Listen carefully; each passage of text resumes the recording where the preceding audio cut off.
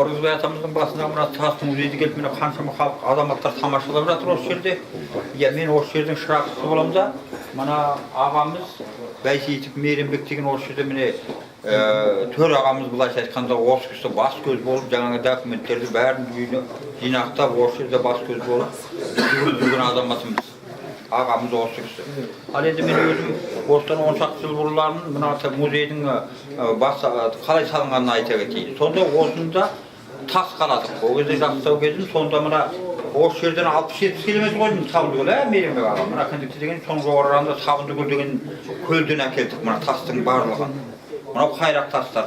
Ол жердің суы жаңағы аздаған желді күндері көпіргенде 1 метрге дейін көпіріп шампун сияқты болып, мысалы қазір осы заманның шампун дейді ғой, сондай болып көпіріп жатады. 85 шақырым былай айтқанда. Сонда қолымыз бәрін жусаңыз тып-тылтыр болып сондай өте жақсы әсер етеді. Сонда енді осы тастарды түгел міне әкеп қаладық. 120 КАМАЗдан кейін енді ұмытып қалыппын ол деген қаншама тас деген. Мына маңайлар таулардан да базардан да әкеп осыны мынаның астында 1 этажы бар, 2 этажға қаладық. Содан осыны бастауын қаладым көп жылдар атамыздың. Содан Қаракарай Қабанбай атамыздың тасын қалауменен аяқтарын тас қаралды. Содан қазір енді осында міне шырақ жүрген жайымыз бар. Ағамыз бәріміз қызмет істеп жатырмыз осында. Сондай немелер міне қаншама келіп жатыр азаматтар, еңбектерін жемісті болсын осы халықтың. Үкіметтің немесіне рухани бастамамен кіргізгелі жатыр өкіметтің қарамағымызға. Өскеменіміздің бір шәкім мына кісі айтып өтсін. Мемлекеттік мекеме қазір. Иә, міне қазір солай болып жатыр. Әулие Ырғызбай кесенесі мемлекеттік коммуналдық мекемесі.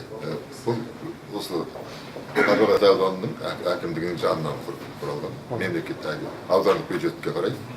Бүгінгі таңға 4 штатымыз бар. Жаңа жылдан кейін тағы қосамыз дейді. Енді біздің енді қазіргі басты міндетіміз енді қысқа дайындық несін солай жатырмыз, қазір сонымен шұғылданып жатырмыз. Қыстыгүні жаздағыдай емес, көп адам келе қоймайды бұл жаққа. Соны енді атамыздың бұрынғы ата даңқын қайтадан қалпына келтірсек деген ой. Дәрежесін көтеру атамыздың. Бүкіл халыққа таныту. Онан кейін енді қазір енді рухани жаңару деп жатырмыз ғой бүкіл Қазақстан.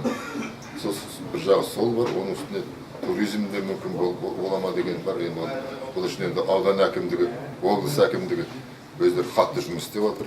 Облыс әкімі Даниял Кенжетайұлы Ахметов мырза осыдан 2 ай бұрын біз мына ашылмай тұрғанда осында өзінің жанұясы атынан бір Нива сыйлаған екен.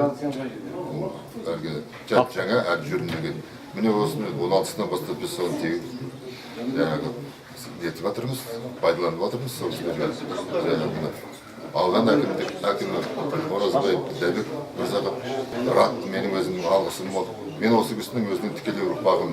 Менің әкемнің шешесі Тұрғанбай қызы Зияда деген кісі осы кісінің 5-ші ұрпағы. Әкем 6-ші ұрпағы, мен 7-ші ұрпағым, шешем жағым. Содан кейін сол осы жерге өте жауапты. Көп адамдар енді жүрексінен қорқады. Менен 2011-де келіп 2 жыл істеп кеткем, онан кейін мемлекеттік қызметке кетіп қалдым да, мемлекеттік қызметке. Қазір зейнет келістім. Сонан ауыл ақсақалдары, інілеріміз, атаның басына өзіңіз ие болсаңыз, осы өзіңізден басқа лайық ешкім жоқ деп келгеннен кейін соған келіп отырған жайым бар енді. Бұл кісілерді біз қарыздарымыз неше талай адамдарды жазған, талай адамдарға баласы жоқтарға балай берген. Бүгінгі таңда осы кісінің арқасында біздің Тарбағатай ауылы, оның ішінде Ақсуат ауылы бүкіл әлем танып жатқан жайы бар. Мұндай атамызға қалай қызмет етпеске. Сол жұмысымызды бастап жатырмыз. Жазға дейін енді барлығын енді басқадай ұйымдастырып жатырмыз тәртіпте. Арнаулы ереже жасап жатырмыз, барлығын келген адамдардың тілек талабына сай. Бұрын сағат таңғы 4-те қайтарады. Қазір ондай емес. Кім қай уақытта қайтқысы келеді, сол уақытта жеткізіп отырмыз енді. Халықтың санасы қызметіміз сол халыққа дегеннен кейін сондай жақсылар енгізіп жатырмыз. Айтайын дегенім осы. Рахмет.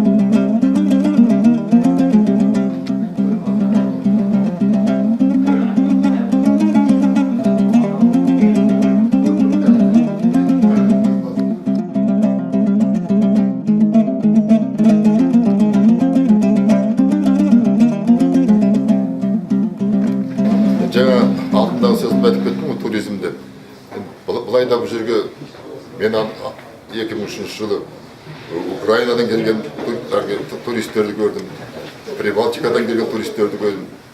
5-6 жердің адамы осы жерге келгендерін көрдім. Шетелдіктер, шетелдіктер, әр жақтан. Тіпті мына Россиядан кезінде Михаил Боярский атақты әншіміз, сода келген осында фотосы да бар бәрі бар. Енді міне қазір бүгінгі таңда міне барлық ертең осы аудан мекемелердің барлығы осы жерде субботник өткіземіз. Атадың мына ем планы бар, сол бойынша қарағаш егеміз, ағаштар, шыршалар егеміз. Одан кейін келесі жыл көктемде гүл егеміз. Оның жан жақтың бәрі қоршалды, барлық жағдай жасалынған. Мен енді облыс халқына, республика халқына Разыбай атаның басына келіп демалуларына шақырамын енді. Алла шипасын береді келген адамдарға. Бұл жерде емде жүріп жатады, қаншама халық шипасын көріп жатады бұл жерде. Тілек арман орындалып жатады бұл жерде. Сондықтан бар халық енді келіп. Осы уақыт ішінде, осы Разыбай атаның басында адам өліп дегенді естігеніміз жоқ. Келген адамның бәрі риза болып қайтып жатады. Аурулардан жазылып қайтып жатады. Жағдайлар жасалды. Жағдайлары бәрі жасалды, түгелі бар.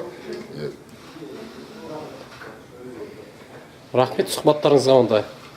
Көрермендерге сіздердің аттарыңыздан шақырамыз, осында келсін, көрсін, тамашаласын. Өзіміздің Қазақстанның Тарбағатай ауданының бір орталығында осындай үлкен кесенеміз бар екен білсін. Рахмет.